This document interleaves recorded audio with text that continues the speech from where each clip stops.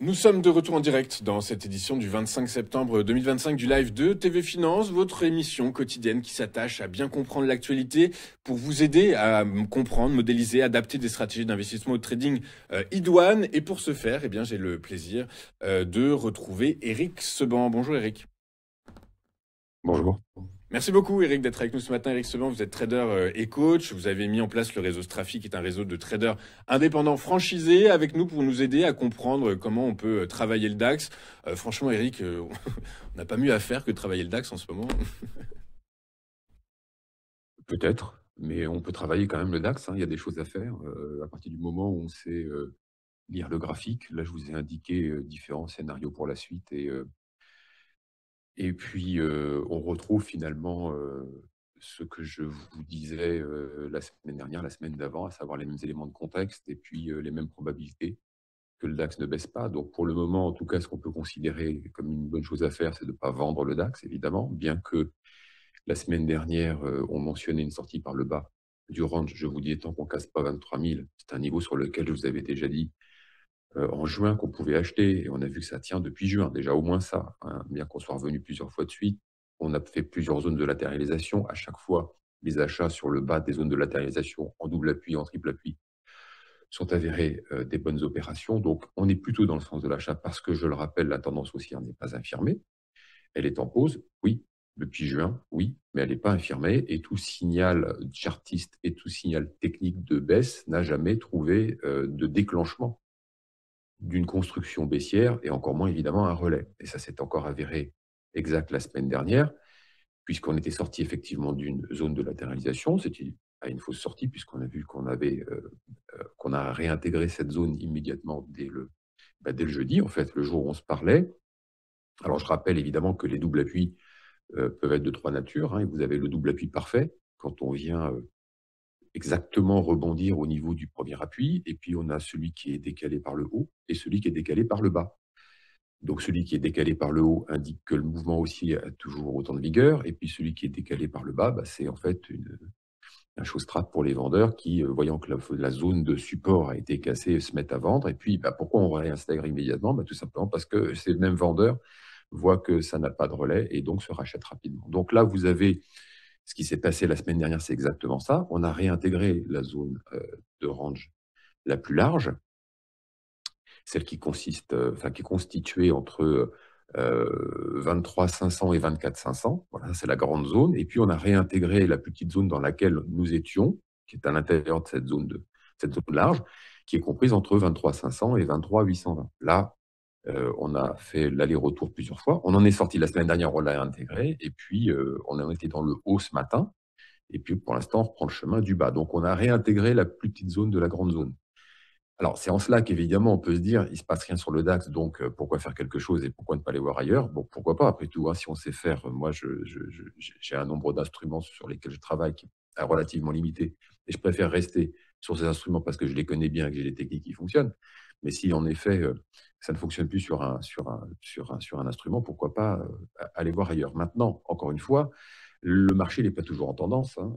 Il y a très souvent des zones de consolidation, accumulation point haut, accumulation point bas. On a toute une panoplie de figures chartistes et d'évolution du prix qui permettent de savoir dans quelle phase on se trouve. Et puis, chaque phase peut avoir une stratégie adéquate qui permet de travailler la phase. Donc, non, il y a pas rien à faire sur le DAX. Il y a pas mal de choses à faire. Alors après, comment les faire? Évidemment, il faut des stratégies. Et puis, peut-être qu'il faut aussi s'adapter au temps un peu plus long de l'évolution des prix, à savoir peut-être changer de support financier, peut-être pas travailler les contrats futurs si on n'a pas le temps pour le faire en intraday, parce que même en intraday, il y a encore pas mal de choses à faire. C'est parfois très lent, mais il y a plein de choses à faire. Ça va, on n'est pas désœuvré. Et puis, si justement on n'a pas le temps de faire de l'intraday, on peut travailler avec les options. Comme je vous l'ai dit, il y a plein de choses à faire avec les options, notamment dans le temps long. Si celui qui a acheté le double appui, quand on est revenu au niveau du premier appui de début août, comme vous l'avez sur le graphique, la fausse sortie, ça a été $1. Parce que il a le temps justement que son scénario se réalise. Donc, il n'a pas été obligé d'agir. Et avec les options, on a justement le temps de voir son scénario se réaliser, au moins jusqu'à l'échéance. Donc, comme vous avez une volatilité qui est relativement stable, puisqu'elle tourne autour de 13 à 16, 14, 14, 15, voilà, c'est la moyenne depuis un bon moment, autant en profiter. Quand vous verrez On me demande souvent quand est-ce est-ce que le DAX peut baisser. Et oui, il va baisser un jour ou l'autre. Maintenant, est-ce qu'il peut baisser en ce moment? Non, parce que le contexte n'est pas bon. Et puis, si on veut quelques repères, eh bien, on regarde justement la volatilité implicite. Si celle-ci se met à baisser en même temps que le ratio put-call, c'est-à-dire qui est aujourd'hui autour de 2, c'est-à-dire 2 puts achetés pour un call acheté, c'est-à-dire qu'on cherche des options de baisse pour protéger les portefeuilles. Le jour où ça descend à 1 pour 1 et qu'en plus la volatilité descend à 9,10, et que vous voyez les volumes commencer à augmenter et les prix à baisser doucement, là, vous allez pouvoir commencer à vous inquiéter. C'est-à-dire que les gérants commencent à sortir du marché, ils n'ont plus besoin de protection. Donc voilà pourquoi la volatilité descend et pourquoi les puts ne sont plus en surdemande par rapport au call. Là, il faudra se méfier. C'est un bon indicateur pour qui veut surveiller le moment où ça pourrait se déclencher, parce qu'après, c'est les ETF qui vont embrayer. Mais pour l'instant, on n'a rien de tout ça. Tant que le contexte reste le même, il faut continuer à acheter sur des replis tant que ça fonctionne. Alors évidemment, plus on va commencer tard et plus on peut s'approcher de la sortie. Mais celui qui a commencé déjà depuis un moment, et je vous ai dit, j'ai commencé en juin à vous indiquer que vous pouvez commencer à acheter, là, vous avez déjà de l'avance. Donc le jour où on va sortir par le bas, ça sera un non-sujet. Et vous allez rendre un peu d'argent. Mais on fait que ça, en fait. Hein. On accumule et puis on rend un peu. C'est comme ça que ça marche. Là, bah écoutez, donc on comprend bien qu'effectivement l'indice phare allemand a toujours du sens dans un portefeuille plutôt de trading que d'investissement, mais en tout cas, voilà, on peut s'y atteler, on peut le regarder de près. Merci beaucoup, Eric. Il faut apprendre à faire, surtout apprendre à se servir des contrats futurs, ça c'est très important. C'est ce que vous avez dit, hein. Je note que dans ce que vous nous avez dit que c'est voilà que vous n'aviez pas une palette très large, mais qu'en tout cas celle que vous aviez était très maîtrisée, et que c'était pour ça que vous préférez vous concentrer sur ce que vous connaissez. C'est l'essentiel, oui. Bien maîtriser ce qu'on fait, toujours. Eh ben, écoutez, merci beaucoup, Eric, pour votre analyse, votre franchise. Eric Seban, vous êtes trader et coach. Vous avez mis en place le réseau Strafi, qui est un réseau de traders indépendants franchisés, avec nous tous les jeudis pour eh bien nous expliquer comment le DAX évolue et si à un moment il sera peut-être important de regarder un peu vers le bas, mais ça semble pas être le cas pour le moment.